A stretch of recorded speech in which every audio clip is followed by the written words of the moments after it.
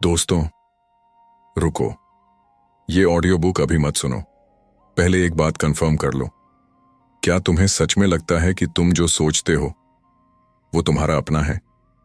हर दिन तुम कुछ वीडियोस देखते हो, कुछ लोगों पर भरोसा करते हो, कुछ बातों से अग्री कर जाते हो, लेकिन किसी ने कभी तुम्हें ये नहीं बताया कि ये डिसीजंस बनते कब हैं। क्योंकि अगर तुम्हें वो मोमेंट पता चल गया तो तुम मैनिपुलेट होना बंद कर दोगे।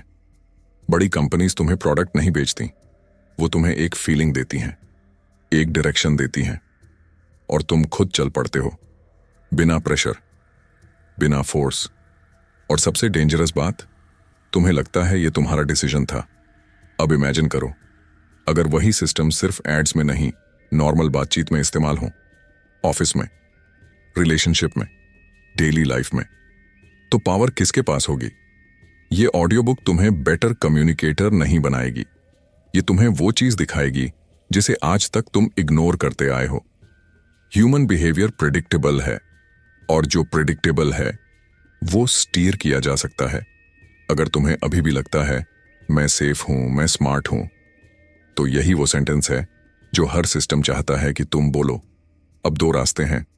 पहला, इसे बैकग्राउंड में चलने दो, कुछ नया नहीं होगा। दूसरा, पूरा ध्यान लगाकर सुनो, क्योंकि आगे जो आने वाला है वो तुम्हें ये नहीं बताएगा कि लोग कैसे सोचते हैं, वो तुम्हें ये दिखाएगा कि लोग कब सोचना बंद कर देते हैं। और उस मोमेंट के बाद दुनिया वैसी नहीं दिखती जैसी पहले दिखती थी। चलो शुरू करते हैं। Chapter 1, human behaviour is programmable. कभी ऐसा हुआ है कि तुम कोई फैसला लेने बैठे हो और बाद में खुद से पूछते हो, मैंने ये किया ही क्यों? फोन हाथ में आया, इंस्टाग्राम खोला, एक वीडियो देखा, फिर दूसरा, और अचानक 1 घंटा गायब। तुमने डिसाइड नहीं किया था स्क्रॉल करने का, फिर भी किया। अब यहीं रुक कर सोचो, अगर फैसला तुमने नहीं लिया तो किसने लिया? यहीं से द एलिप्सिस मैनुअल शुरू होती है, और यहीं से अनकंफर्टेबल सच सामने आता है। इस किताब का पहला झटका यह है, इंसान ज्यादातर समय सोचता नहीं है, वो चलता है। जैसे कार ऑटो पायलट पर चलती है, वैसे ही इंसान का दिमाग। हम मानते हैं कि हम लॉजिकल हैं, पर सच ये है, हम प्रिडिक्टेबल हैं, और जो प्रिडिक्टेबल है वो कंट्रोल किया जा सकता है। चेस ह्यूग्स एक एग्जाम्पल देता है लॉ एनफोर्समेंट इंटरव्यूज का। जब सस्पेक्ट से सवाल पूछा जाता है तो कई बार वो जवाब देने से पहले ही कुछ जेस्चर्स दिखाने लगता है, उससे पहले कि उसने एक शब्द बोला हो। क्यों? क्योंकि सवाल सुनते ही उसका दिमाग कॉन्शियस मोड में नहीं जाता, वो ऑटोमेटिक रिस्पॉन्स मोड में चला जाता है, यानी ऑटो पायलट। उसके हाथ टाइटन हो जाते हैं, जबड़ा क्लेंच होता है, या वो खुद को टच करने लगता है। ये रिएक्शंस उसने सीखे नहीं, ये ट्रेंड नहीं है, ये प्रोग्राम्ड है। और इंट्रोगेटर को जवाब नहीं चाहिए होता, उसे रिएक्शन चाहिए होता है। ऑटो पायलट कैसे काम करता है? इस किताब में एक सिस्टम एक्सप्लेन किया गया है, रेटिकुलर एक्टिवेटिंग सिस्टम। सिंपल भाषा में समझो, दिमाग हर समय डिसाइड करता है क्या इंपॉर्टेंट है और क्या इग्नोर करना है। तुम जब नया फोन लेने का सोचते हो तो अचानक हर जगह वही फोन दिखने लगता है। असल में फोन बढ़ा नहीं, तुम्हारा फोकस हाईजैक हो गया, और जिस चीज पर फोकस चला गया वही तुम्हारा बिहेवियर स्टीयर करने लगती है। यहीं से प्रोग्रामिंग शुरू होती है। अब यहां एक अनकंफर्टेबल सवाल आता है, अगर अटेंशन स्टीयर किया जा सकता है, इमोशंस ट्रिगर किए जा सकते हैं, रिएक्शंस प्रेडिक्टेबल हैं, तो क्या फ्री विल सच में फ्री है, या हम बस एनवायरनमेंट का रिस्पॉन्स हैं? चेस ह्यूग्स साफ कहता है, if you are not doing the programming, you are being programmed. तुम सोचते हो एड्स तुम्हें इन्फ्लुएंस नहीं करती, पर तुम वही खरीदते हो जो बार बार दिखाया गया। तुम सोचते हो लोग तुम्हें मैनिपुलेट नहीं कर सकते, पर तुम वही मानते हो जो कॉन्फिडेंस के साथ बोला गया। ऑटो पायलट को लॉजिक नहीं चाहिए, उसे पैटर्न चाहिए। यही वजह है कि आर्ग्यूमेंट्स हार जाते हैं और इमोशंस जीत जाते हैं, क्योंकि ऑटो पायलट फैक्ट्स से नहीं चलता, वो कंफर्ट, फियर, अप्रूवल से चलता है। और यही वजह है कि बहुत स्मार्ट लोग भी गलत फैसले लेते हैं। इंटेलिजेंस प्रोटेक्ट नहीं करती, अवेयरनेस करती है। अब यहाँ किताब एक और लेवल पर जाती है। अगर इंसान ऑटो पायलट पर चलता है तो अगला सवाल ये नहीं कि क्या इंसान को इन्फ्लुएंस किया जा सकता है। अगला सवाल ये है, किस पॉइंट पर इंसान ऑटो पायलट में जाता है? और उस मोमेंट को कैसे पहचाना जाए, क्योंकि वही मोमेंट कंट्रोल का गेट होता है। और यहीं पर द एलिप्सिस मैनुअल अपना असली हथियार निकालती है। एक ऐसा सिस्टम जो इंसान के बिहेवियर को फीलिंग्स से नहीं, नंबर्स से पढ़ता है।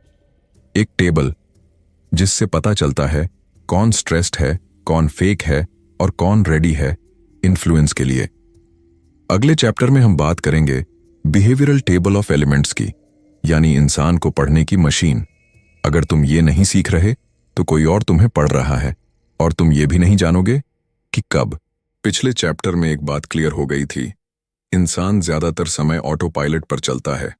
अब सवाल ये नहीं है कि ऑटो पायलट होता है या नहीं, असल सवाल ये है, क्या हम पहचान सकते हैं कि सामने वाला अभी ऑटो पायलट में है या नहीं। यहीं से द एलिप्सिस मैनुअल एक खतरनाक टर्न लेती है। अभी तक तुमने जो बॉडी लैंग्वेज सुना है वो आधा अधूरा सच है। हाथ बांधे मतलब डिफेंसिव, आंख नहीं मिला रहा मतलब झूठ, ये सब सरफेस लेवल बातें हैं। चेस ह्यूग्स साफ बोलता है, सिंगल जेस्चर कभी सच नहीं बताता। इंसान झूठ नहीं बोलता जेस्चर से, वो झूठ बोलता है पैटर्न से। किताब में बताया गया है, जब इंसान स्ट्रेस में होता है तो उसके शरीर में रिएक्शंस ग्रुप में आते हैं। एक जेस्चर अकेला कुछ नहीं, 3-4 रिएक्शन साथ आई तब सिग्नल बनता है। इसीलिए इस किताब ने जेस्चर्स को स्टोरी की तरह नहीं, पीरियोडिक टेबल की तरह ट्रीट किया। हाँ, बिल्कुल केमिस्ट्री वाली टेबल की तरह। बिहेवियरल टेबल ऑफ एलिमेंट्स एक ऐसी सिस्टम है जो ह्यूमन बिहेवियर को तोड़कर एलिमेंट्स में बांट देती है, सर से लेकर पैर तक, आंख से लेकर आवाज तक। लेफ्ट साइड कम स्ट्रेस, राइट साइड ज्यादा स्ट्रेस, ऊपर कॉन्शियस बिहेवियर, नीचे अनकॉन्शियस लीकेज। मतलब जितना रिएक्शन नीचे और राइट की तरफ, उतना कंट्रोल इंसान के हाथ से बाहर। अब ध्यान से सुन, जब इंसान बोल रहा होता है वो कॉन्शियस कंट्रोल में होता है, लेकिन उसके पैर, उसकी आंखें, उसकी सांस वो कंट्रोल में नहीं होते। यानी सच ज्यादातर वहीं से लीक होता है जहां इंसान देख ही नहीं रहा। किताब में एक इंट्रोगेशन एग्जाम्पल आता है। सवाल पूछा जाता है, उस दिन कार में क्या हुआ था। आदमी जवाब देने से पहले ही उंगलियां टाइटन करता है, घुटनों को पकड़ता है, जबड़ा क्लेंच करता है। उसने अभी कुछ कहा ही नहीं, लेकिन टेबल के हिसाब से 3 स्ट्रेस इंडिकेटर्स एक्टिवेट हो चुके हैं। अब जब वो बोलता है, मैं तो समाज का इज्जतदार आदमी हूं, ये सेंटेंस इनोसेंट नहीं है, ये रिज्यूम स्टेटमेंट है। मतलब सच बताने की जगह इमेज बचाने की कोशिश। टेबल में इसको सीधे डिसेप्शन स्कोर मिलता है, फीलिंग्स नहीं, numbers. Deception is calculated, not guessed. यही सबसे डेंजरस पार्ट है। ये किताब नहीं कहती मुझे लग रहा है ये झूठ बोल रहा है, ये कहती है इसके रिएक्शंस का स्कोर इतना है जो डिसेप्शन रेंज में आता है। इंसान कितना कॉन्फिडेंट दिख रहा है उससे फर्क नहीं पड़ता, फर्क पड़ता है उसका बॉडी क्या लीक कर रहा है। Why this changes everything. अब यहां एक अनकंफर्टेबल सच सामने आता है। अगर बिहेवियर कैलकुलेट किया जा सकता है तो इन्फ्लुएंस अंदाजे से नहीं होगा, वो प्रिसीजन से होगा। और जो इंसान अपने सिग्नल्स नहीं समझता वो सबसे आसान टारगेट होता है। लेकिन रुक, एक बड़ी प्रॉब्लम अभी बाकी है। कई बार इनोसेंट लोग भी स्ट्रेस में गिल्टी दिखते हैं।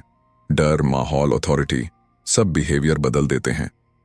तो सवाल यह है, कैसे पता चले कि स्ट्रेस झूठ का है या हालात का। अगले चैप्टर में हम इसी मिथ को तोड़ेंगे, बेस लाइनिंग स्ट्रेस डिसेप्शन, यानी क्यों ज्यादातर लोग इंसान को पढ़ने में गलत होते हैं और क्यों गलत पढ़ना सबसे खतरनाक गलती है। अगर तुम ये नहीं सीख रहे तो तुम रिएक्शंस देख रहे हो, पर सच नहीं। ज्यादातर लोग मानते हैं अगर कोई नर्वस है तो वो झूठ बोल रहा होगा। यह असम्पशन सबसे ज्यादा डैमेज करती है। चेस ह्यूग्स साफ कहता है, स्ट्रेस यानी डिसेप्शन, और जो इंसान स्ट्रेस को झूठ समझ लेता है वो इंसानों को पढ़ नहीं रहा, वो गेस कर रहा है। बेसलाइन का मतलब ये नहीं कि सामान्य इंसान कैसा होता है। बेसलाइन का मतलब है ये इंसान इस एनवायरनमेंट में नॉर्मल हालत में कैसा बिहेव करता है। एक इंट्रोवर्ट भीड़ में स्ट्रेस दिखाएगा, एक ऑनेस्ट आदमी अथॉरिटी के सामने नर्वस दिखेगा। इसका मतलब ये नहीं कि वो झूठ बोल रहा है, इसका मतलब सिर्फ इतना है, एनवायरनमेंट बिहेवियर बदल रहा है। किताब एक रूल देती है, तुम बिहेवियर तभी पढ़ सकते हो जब तुम्हें पता हो कि नॉर्मल कैसा दिखता है। बिना बेसलाइन के हर सिग्नल मीनिंगलेस है।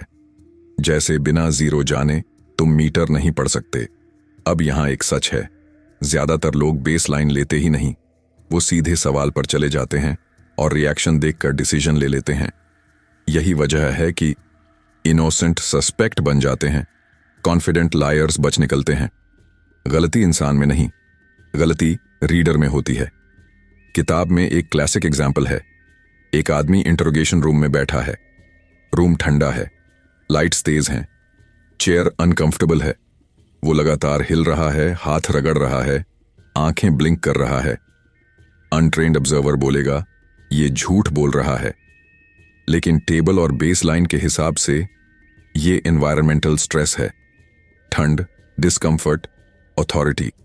अगर वही आदमी कॉफी शॉप में बैठा हो तो शायद बिल्कुल नॉर्मल दिखे। झूठ बिहेवियर से नहीं, चेंज से पकड़ा जाता है।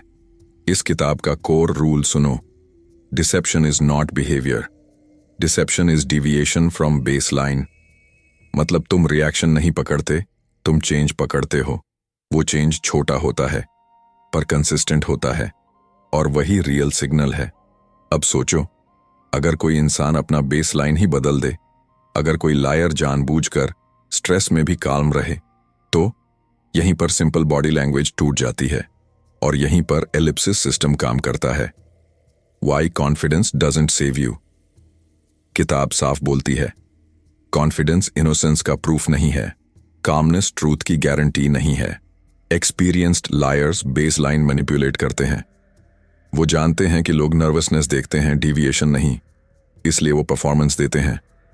स्ट्रेस देखना इजी है, बेसलाइन पकड़ना स्किल है। डिसेप्शन डिटेक्ट करना डिसिप्लिन है, और डिसिप्लिन गेसिंग से नहीं आती।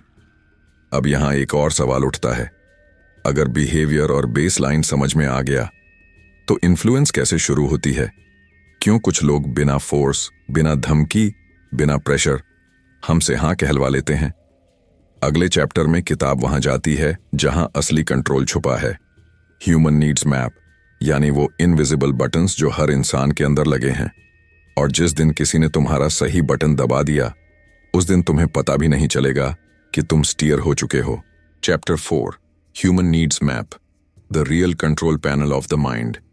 अब तक एक बात साफ हो चुकी है, इंसान रैंडम नहीं होता, वो ऑटो पायलट पर चलता है। उस ऑटो पायलट से बिहेवियर लीक होता है और वो बिहेवियर बेस लाइन से डिविएशन दिखाता है। लेकिन अब सवाल बदल जाता है, अगर इंसान प्रिडिक्ट किया जा सकता है तो वो किस डायरेक्शन में मूव करेगा? यहीं से द एलिप्सिस मैनुअल कंट्रोल की असली जगह दिखाती है। हम मानते हैं कि लोग लॉजिक से फैसला लेते हैं, पर सच ये है, लॉजिक बस जस्टिफिकेशन देता है, मूवमेंट नीड से आता है। इंसान वही करता है जिससे उसकी अंदर की किसी जरूरत को राहत मिले, और जब तक वो जरूरत नहीं समझी, कोई इन्फ्लुएंस नहीं होता। इस किताब में नीड का मतलब पैसा या भूख नहीं है। नीड मतलब वो इंटरनल प्रेशर जिससे इंसान खुद को ठीक महसूस करता है। Respect, approval, security, belonging, control. हर इंसान के अंदर ये बटन्स लगे होते हैं। फर्क बस इतना है, किसका बटन ज्यादा सेंसिटिव है। बिहेवियर स्टीयरिंग व्हील की तरह होता है और नीड्स उसका एक्सेस। तुम फैक्ट्स बदल सकते हो पर नीड नहीं बदल सकते। इसीलिए कोई इंसान बार बार गलत रिलेशनशिप में जाता है। इसीलिए कोई इंसान पैसा होते हुए भी इनसिक्योर रहता है। नीड फुलफिल्ड नहीं है, इसलिए बिहेवियर रिपीट हो रहा है। अब यहां एक अनकंफर्टेबल सच है, इंसान अपने नीड्स छुपा सकता है पर एस्केप नहीं कर सकता, और जो नीड्स छुपाने की कोशिश करता है वो उन्हें बिहेवियर से लीक कर देता है। यहीं से ह्यूमन नीड्स मैप काम करता है। किताब में बताया गया है, एक आदमी हर सेंटेंस में खुद को जस्टिफाई करता है, मैं बस सही करना चाहता हूं, लोग मुझे गलत समझ लेते हैं। ये ऑनेस्टी नहीं है, ये अप्रूवल नीड है। दूसरा आदमी हर बात कंट्रोल में रखना चाहता है, ऐसा करो, ये ऐसे होगा। ये लीडरशिप नहीं है, ये पावर नीड है। किताब बिहेवियर से नीड पढ़ना सिखाती है, वर्ड्स से नहीं। Why this is real control. जब तुम्हें किसी इंसान की डोमिनेंट नीड पता चल जाती है तो तुम्हें उसे पुश करने की जरूरत नहीं पड़ती। तुम बस ऐसा एनवायरनमेंट बना देते हो जहां वो खुद मूव करे। इन्फ्लुएंस यहीं से क्लीन बनती है, बिना फोर्स, बिना प्रेशर।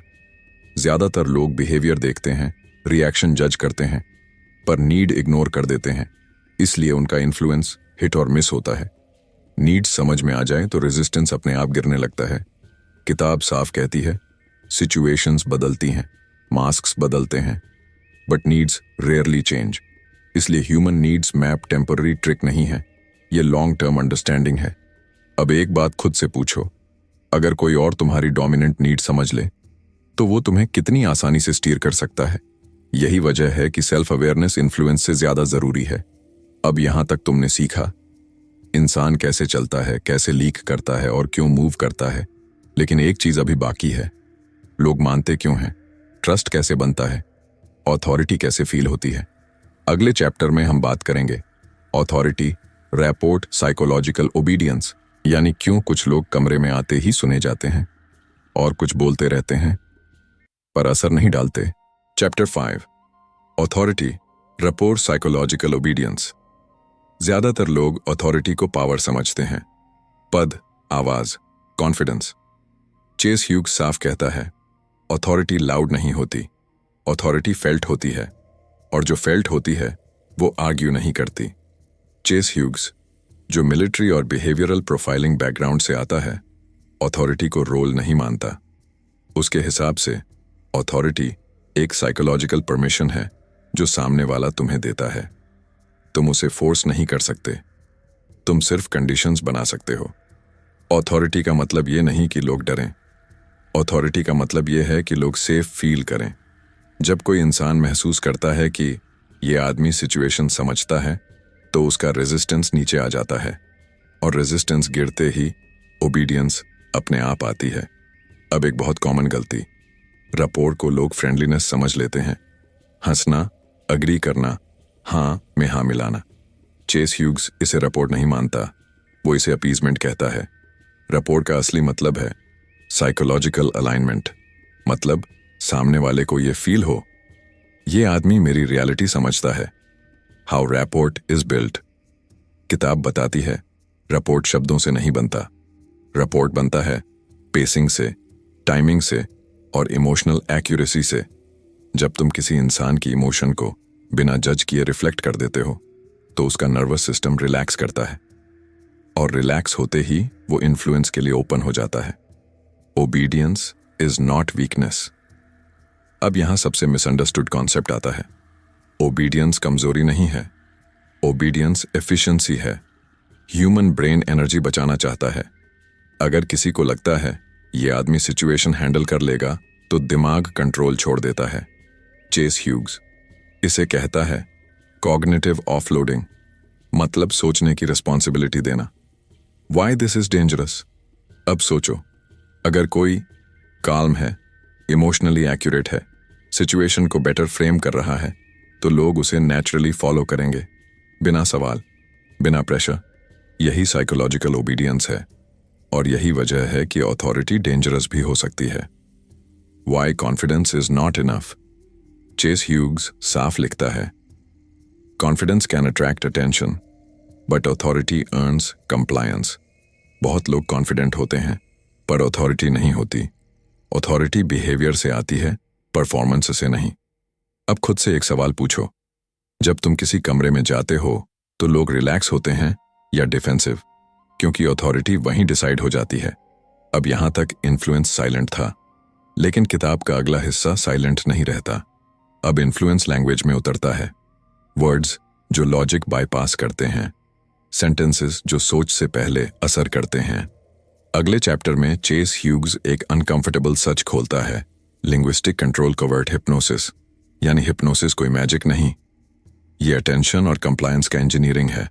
और जब तुम ये समझ गए तो तुम सिर्फ अथॉरिटी नहीं बनते, तुम कॉन्वर्सेशन कंट्रोल करना सीखते हो। अब तक जो इन्फ्लुएंस था वो साइलेंट था, बिहेवियर से, प्रेजेंस से, अथॉरिटी से। लेकिन अब द एलिप्सिस मैनुअल एक अनकंफर्टेबल सच सामने रखती है, लैंग्वेज न्यूट्रल नहीं होती। वर्ड्स सिर्फ मीनिंग नहीं देते, वो डायरेक्शन देते हैं, और यही से कंट्रोल विजिबल होने लगता है। जब तुम हिप्नोसिस शब्द सुनते हो तो दिमाग में क्या आता है? घड़ी हिलाना, आंखें बंद, कंट्रोल खो देना। चेस ह्यूग्स पहले ही साफ कर देता है, हिप्नोसिस कोई इवेंट नहीं है, ये एक स्टेट है और ये स्टेट हम रोज एंटर करते हैं। चेस ह्यूग्स के हिसाब से हिप्नोसिस तब होता है जब अटेंशन नैरो हो जाए और क्रिटिकल थिंकिंग टेम्परेरीली ऑफलाइन हो जाए। मतलब जब इंसान सुन तो रहा हो पर इवैल्यूएट नहीं कर रहा हो।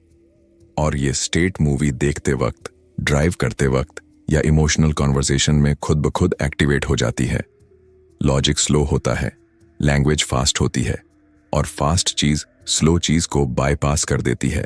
इसलिए जब कोई सही शब्द सही टाइमिंग पर बोलता है तो दिमाग समझने से पहले रिएक्ट कर देता है। चेस ह्यूग्स इसे कहता है pre conscious compliance. WHI questions are more powerful. अब एक सटल चीज समझो, स्टेटमेंट्स रेजिस्टेंस पैदा करते हैं, क्वेश्चंस पार्टिसिपेशन पैदा करते हैं।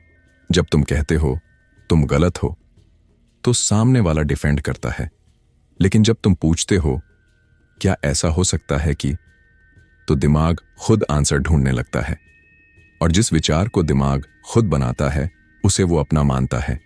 यहीं से कोवर्ट हिप्नोसिस शुरू होता है। किताब में एक प्रिंसिपल बार बार आता है, कंफ्यूजन क्रिएट्स ओपननेस। जब इंसान थोड़ी देर के लिए समझ नहीं पाता तो वो डायरेक्शन ढूंढता है और वही मोमेंट सबसे सजेस्टेबल होता है।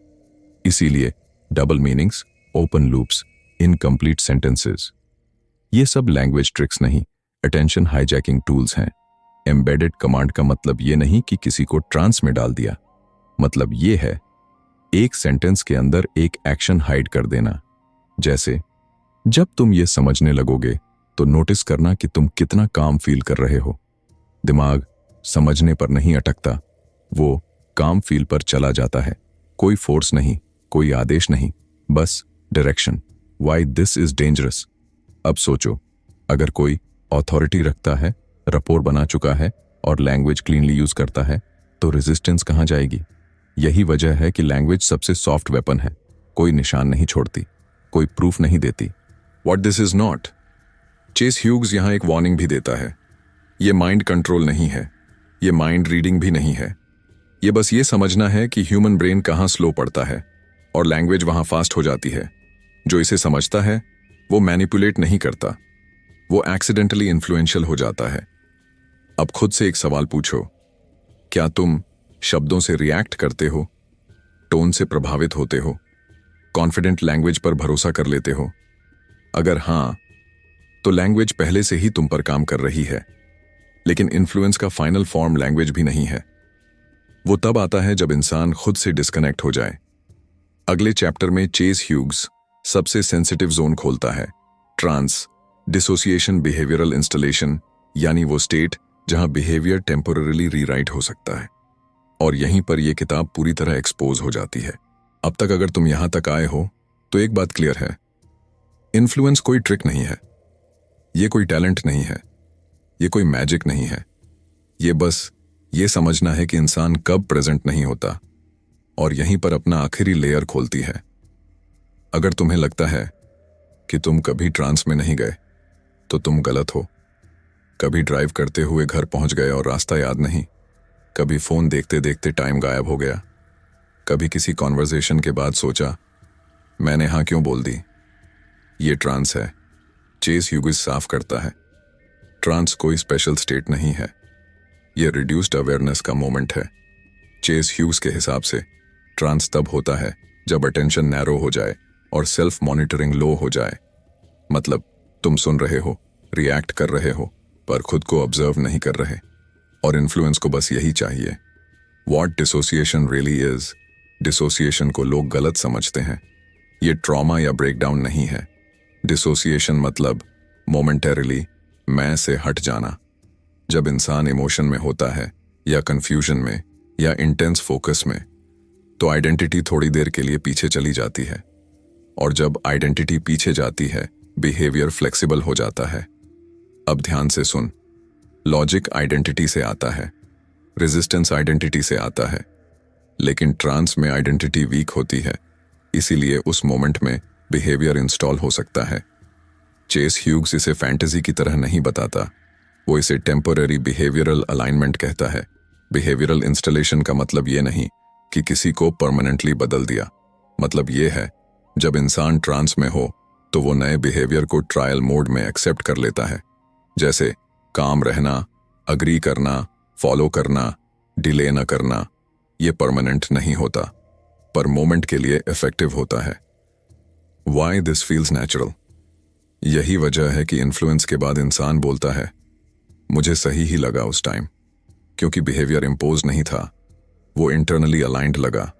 चेस ह्यूग्स बार बार कहता है, the brain accepts what feels self generated. अब यहां एक अनकंफर्टेबल सच है, ट्रांस रेयर नहीं है, डिसोसिएशन रेयर नहीं है, हम रोज इसमें जाते हैं। और अगर तुम इसे नहीं समझते तो कोई और तुम्हारे अनकॉन्शियस के साथ कंफर्टेबल हो चुका है। What this does not mean, ये माइंड कंट्रोल नहीं है, ये पपेट्री नहीं है। चेस ह्यूग्स साफ वार्निंग देता है, ये टेक्निक्स तभी काम करती हैं जब इंसान पहले से ओपन हो। फियर, नीड, अथॉरिटी, रपोर, ये सब ग्राउंडवर्क है। बिना ग्राउंडवर्क इंस्टॉलेशन पॉसिबल नहीं। अब आखिरी सवाल खुद से पूछो, जब तुम इमोशनली चार्ज्ड होते हो, या बहुत फोकस्ड होते हो, या कंफ्यूज्ड होते हो, क्या तुम उस टाइम अपने डिसीजंस को क्वेश्चन करते हो या बस फ्लो में चले जाते हो? यही आंसर तुम्हारी वल्नरेबिलिटी बताता है। द एलिप्सिस मैनुअल किसी को कंट्रोल करने की किताब नहीं है। ये किताब ये दिखाती है इंसान कब प्रिडिक्टेबल होता है, कब सजेस्टेबल होता है और कब वल्नरेबल होता है, ताकि तुम दूसरों को नहीं, खुद को प्रोटेक्ट कर सको। अगर तुम बिहेवियर नहीं समझते तो तुम पर्सनालिटी जज करते रहोगे। अगर तुम लैंग्वेज नहीं समझते तो तुम वर्ड्स से रिएक्ट करते रहोगे। और अगर तुम ट्रांस नहीं समझते तो तुम ये भी नहीं जानोगे कि तुम कब स्टीयर हो चुके थे। यहीं पर द एलिप्सिस मैनुअल खत्म होती है और यहीं से अवेयरनेस शुरू होती है। अगर तुम यहां तक सुन पाए हो तो एक बात साफ है, ये ऑडियो बुक एंटरटेनमेंट के लिए नहीं थी, ये तुम्हें इम्प्रेस करने नहीं आई थी, ये तुम्हें डराने भी नहीं आई थी। ये बस एक चीज के लिए थी, अवेयरनेस। अब तुम ये नहीं कह सकते कि इंसान रैंडम होता है। अब तुम ये भी नहीं कह सकते कि इन्फ्लुएंस कोई मिथ है। तुम जान चुके हो ऑटो पायलट कैसे काम करता है, बिहेवियर कैसे लीक करता है, नीड्स कैसे स्टीयर करती हैं, अथॉरिटी कैसे फील होती है, लैंग्वेज कैसे लॉजिक बाईपास करती है और ट्रांस में बिहेवियर कैसे बेंड होता है। अब इग्नोरेंस ऑप्शन नहीं है। एक अनकंफर्टेबल सच सुनो, इस दुनिया में दो तरह के लोग होते हैं। पहले जो सिस्टम्स को समझते हैं और दूसरे जो सिस्टम्स के अंदर चलते हैं।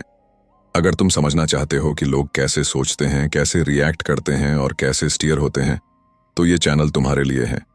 यहाँ फ्लैशी प्रॉमिसेस नहीं मिलेंगे, यहाँ मैनिपुलेशन सिखाने का ड्रामा नहीं होगा। यहाँ सिर्फ एक चीज होगी, क्लैरिटी। और क्लैरिटी हर किसी को पसंद नहीं आती, सिर्फ उन्हें आती है जो कंट्रोल अपने हाथ में रखना चाहते हैं। अगर तुम्हें ये सीरीज सोचने पर मजबूर कर गई, अगर तुम्हें लगा कि ये कंटेंट कैजुअल नहीं था, तो हमारे चैनल 7 PM ऑडियो बुक को अभी सब्सक्राइब कर लें, क्योंकि आगे जो आने वाला है वो इससे भी ज्यादा अनकंफर्टेबल होगा। और अगर तुम सब्सक्राइब नहीं करते तो भी ठीक है, मतलब ये कंटेंट तुम्हारे लिए नहीं था। लेकिन अगर तुम चाहते हो कि अगली बार कोई तुम्हें स्टीयर करे, तो कम से कम तुम्हें पता हो कि वो कैसे कर रहा है। सब्सक्राइब करो और अवेयरनेस के साथ आगे बढ़ो। यहीं खत्म होती है ये ऑडियो बुक और यहीं से तुम्हारी ऑब्जर्वेशन शुरू होनी चाहिए।